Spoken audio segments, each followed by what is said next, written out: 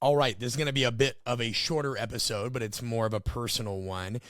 I wanted to share some of these things with you. They're things that I'm going to try to do more of in 2025 and things that I think most people should do more of. If I can be honest, I'm in no position to tell any of you how to live your life. I am not a role model. I don't try to be a role model, but I am honest. I'm straightforward. And so if you want to kind of just have the chance to be happier and deal with less drama and be more grounded, I think these are all worthwhile. Okay.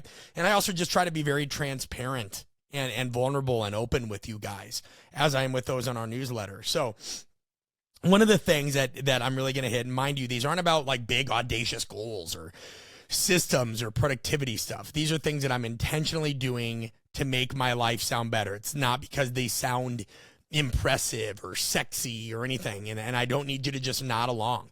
Just ask yourself if some version of these might apply to you.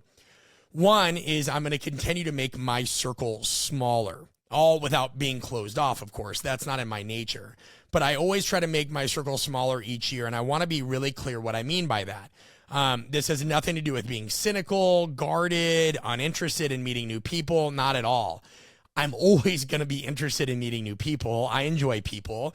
I'm curious about people. That's not changing.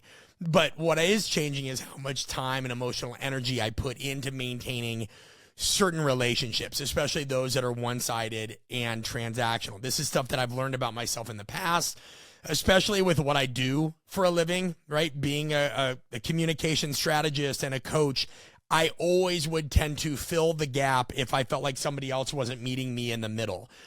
Even if somebody seemed kind of just like, not that they were lazy or didn't want to connect, but just seemed more reserved. I'm somebody that tries to build other people up. I will try to make things easier for them emotionally. That is how I am. And there were multiple years, multiple battles, and a lot of like hard moments taught me who's really been there for me. I mean, especially when I wrote my first book, Conscious Coaching, out of the woodwork, all of a sudden I have all these friends, right? And I'm like a D-level celebrity, if that, at that point. But the book brought a lot of people, we want to hear what you have to say, or we'd love to have you out, and we'd love to do this, and we'd love that. And then, those people kind of use you up. They get tired of you. Some of them stick. And it's not even folks like that. It can just be other friends. And I'm like, man, I have tried calling this person different times a day. I've tried month in and month out. I've tried to just listen to them, and it doesn't come back. You give people grace. You try to understand. You realize that you're not going to be at your best all the time. You can be difficult. We all can be difficult. It's an inclusive you to like and engage with. But after a point, people have to meet you in the middle. They've got to show up for you too. And so I get rid of, at least I cleave off anybody that just likes proximity when it's convenient or when they need it. It's really important, right? So think about that. Think about anybody that you're wasting a lot of time or energy trying to maintain certain friendships by telling yourselves like, well, just be understanding, give people grace, be the bigger person. Those are great values. But when they only go one direction, that can easily turn into some sort of like self-neglect. And it's just, you have to ask yourself, is that other person doing that for you? Right? The older we get, quality, and I wouldn't even say the older we get, quality just beats quantity every time. Trim the fat in your personal life. Trim the fat in your personal life. There were some people, I remember there was one person, honestly, that was like, hey, the reason I, haven't kept in touch is I got to be honest.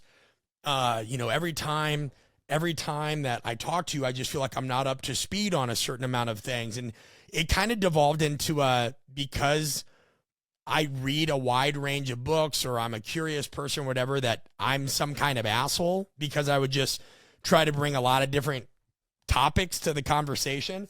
And that ate me up for a while, right? I almost kind of apologized for it. Then I realized like, F that. Because what I looked at is this person wasn't calling me often. They have the opportunity to change a conversation. They have the opportunity to call me any day, any week and say, hey, I'd love to talk about blank.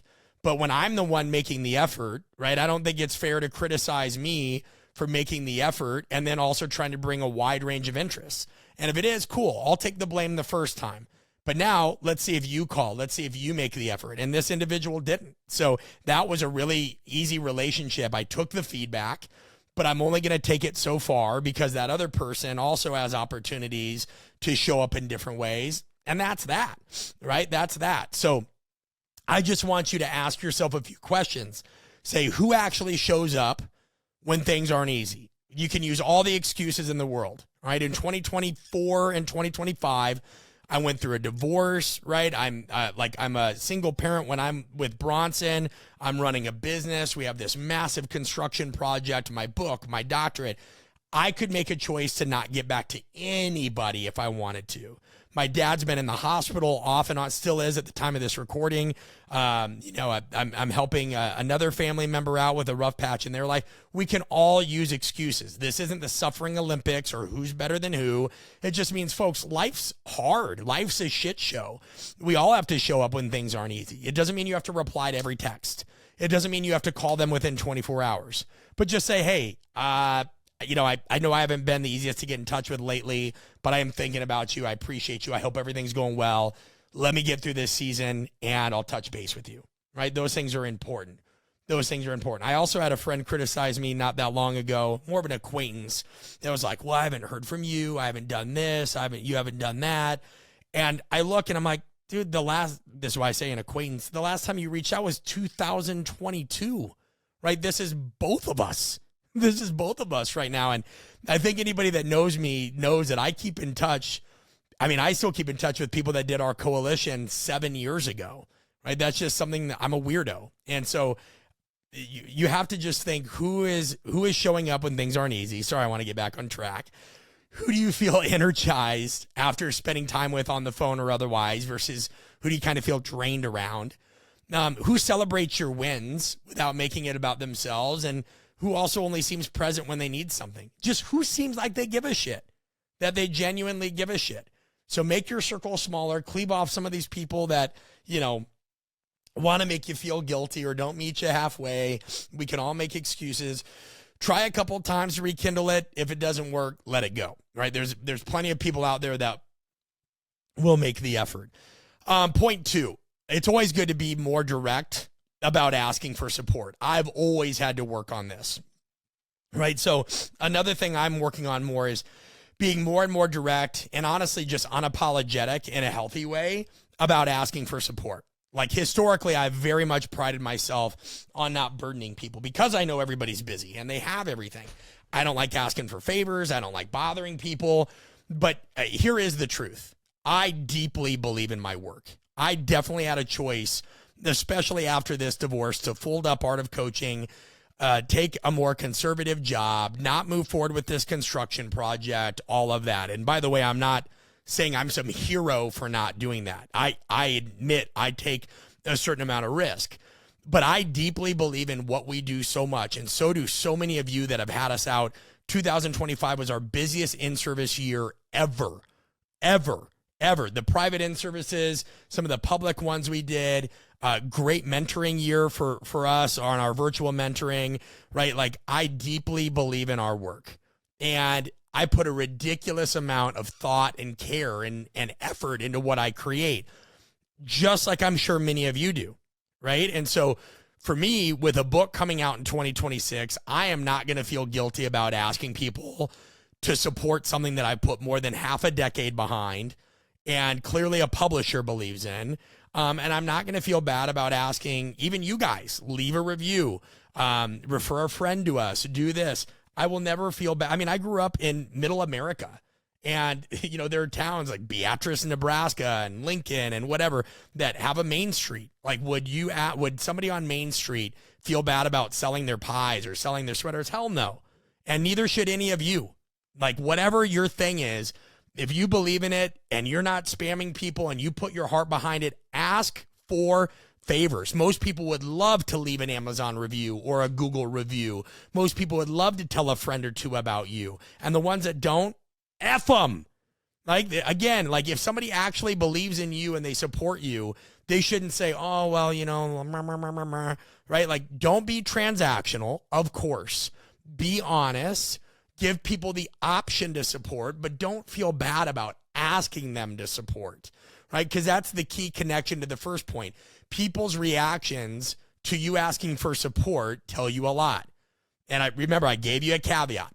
There is somebody, and they texted me the other day. I never hear from this person ever, unless they're asking me to support them. And mind you, we don't even have that relational background. I'm sure there's somebody that could say, well, Brett, I didn't hear from you for a while, and then you reached out about your book or whatever. Valid, but I don't reach out to people that I don't at least have some history with. This person I've never even been in a room one-to-one with, and they just boom 4 or 5 times a year, and they don't even have they don't even put my name down. You can tell it's a copy and paste thing. So don't be that person, right? But if somebody begrudges you for reaching out about your work, your book, or your business, that's information. Doesn't make them bad people, but it does tell you where they might actually stand, okay? Don't carry everybody else's expectations. Quit thinking it's weak to ask for help. It is incredibly important to ask for help and ask for people's support. Just be mindful, always reciprocate, be genuine, okay? Part 3, I have to continuously be, or point 3, more mindful of how my excitement lands. Before I present, I always tell people, listen, I'm direct, I'm flawed, I'm passionate, I'm imperfect, right? But I let people know how to receive me. I am excited by nature when I'm talking about things that I think make a difference in people's lives. I'm enthusiastic when it comes to the conversations we have around art of coaching and topics about relationships and communication and coaching and leadership. I get animated when I care, and I'm not going to self-edit that out of existence, just like you shouldn't self-edit anything, whatever the trait is or the behavior, right? But it's the same time, I've learned for certain people, my genuine excitement comes across as overpowering, right? Not wrong, not malicious, just a lot. And I'm not going to shrink myself, because to the right people, that's great and it's endearing. And whether it's members of the opposite sex that have found that really attractive, maybe my one redeeming trait, or what have you, like I still need to manage it better, right? Because some people need a little bit more space. Some people might interpret it as me trying to dominate a conversation, and while it's not my job to overthink that and self-edit, as I mentioned, I just need to be more mindful. I need to be more mindful. I'm certainly not anybody that ever wants to come across as a blowhard or anything like that. I'm passionate. I'm not going to back down from certain things that I'm passionate about. But by anybody that's ever followed me for any amount of time knows that in no way whatsoever do I think I'm a know-it-all, or that my way is the best way, or do I think I have value? Do I think that I know my shit when it comes to my job and the things that I've accomplished? Absolutely. That's hard-won knowledge. But I by no means think that everybody needs to hear my voice. I don't try to be for everybody. But hopefully, most people, when they're around me, and like, I always just think, man, what's the alternative? I just feel like so many people are lukewarm in life, but it is something I need to be more mindful of. Point 4, and the last one I'll leave you with, is not relinquishing so much of my power sometimes. This mainly came across where, like, I'd be on the airplane. I've traveled a lot in my life, or I'd stay at a hotel. And again, I'd almost feel bad asking for, another tomato juice or another pillow. And this, I never want to be a bother. I'm relatively easy. And I almost felt like I overcompensate sometimes. I'd be like, hey, sorry, not trying to be that guy. And I'm like, dude, like, there's a fine line between being transactional and abrupt in that. I think as I've reflected more this year, it's this. I'm relatively comfortable with conflict. I don't seek it out. I don't enjoy it, but it doesn't scare me, okay? And I'm also somebody that knows what they want. I do. I know who I am, and I know what I want. And because of that, how do I phrase this? I'll just say this. I sometimes caught myself over-accommodating, whether that's giving people the benefit of the doubt longer than I should, or choosing to make myself more uncomfortable, or not get something that I need out of something just because I didn't want to be a bother to them. And to a degree, that's patience. To a degree, that's pragmatism. But in reality, sometimes it's me giving away leverage that I don't need to give away, right? And it's a sticky wicket. I study communication and influence. So I often can afford to give somebody the benefit of the doubt once or twice, where other people need different attempts, but I don't need to always over accommodate just because somebody else may be, at a certain place in the interaction or anything like that. So I just want to pay closer attention to when being nice turns into almost me being avoidant, which would be weird and unintentional. Because being accommodating should never erode your own self-respect, right? And I think, again, if I'm being honest, another thing where that arose, and I say this maybe because you can relate to it, is anybody that I'm with sometimes usually expects me to be the one that asks for the refund or the discount or the new flight because, again, well, this is what you do for a living. And I'd always just be like, I think I just get so worn down doing that all the time, right? And so then it became, all right, well, I'm going to soften my edge a little bit. And the next thing you know, I'm asking a bit too nicely.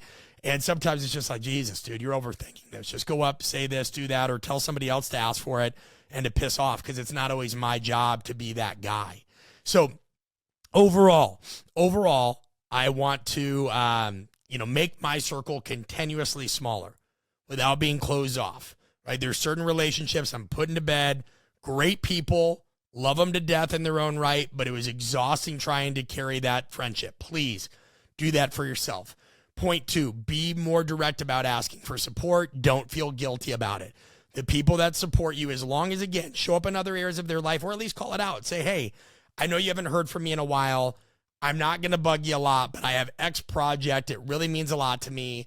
I'll send you a free copy or I'll send you a free sample or I'll do that. Like, be reciprocal, of course, and just ask for help. Just ask for help. I want to be more mindful of how my excitement lands. For you, that might be your inquisitiveness. For you, that might be how quiet you are or analytical you are.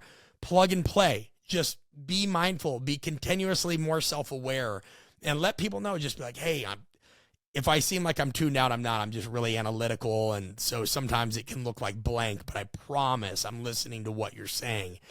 And then, don't relinquish so much of your power if you're somebody that is comfortable with conflict or anything like that. Again, there is a problem with being too nice. I know that sounds ridiculous. Somebody could deep fake this and be like, oh, really? In today's world, you're going to talk about being too nice? I'll talk about being too much of an asshole either.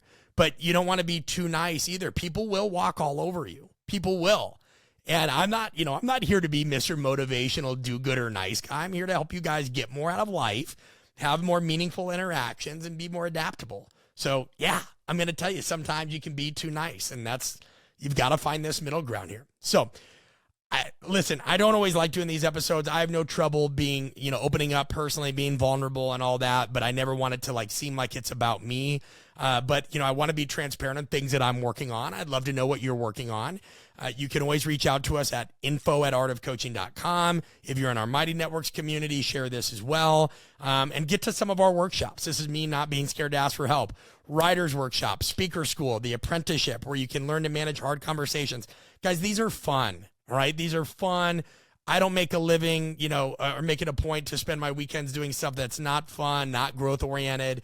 I know everybody's busy and cash-strapped. We have 12-month no-interest payment plans, student discounts. We have so many ways to get involved with Art of Coaching. At the very least, check out our site or support my book, Conscious Coaching. It allows us to be able to put out this kind of content. Okay, we'll talk to you soon.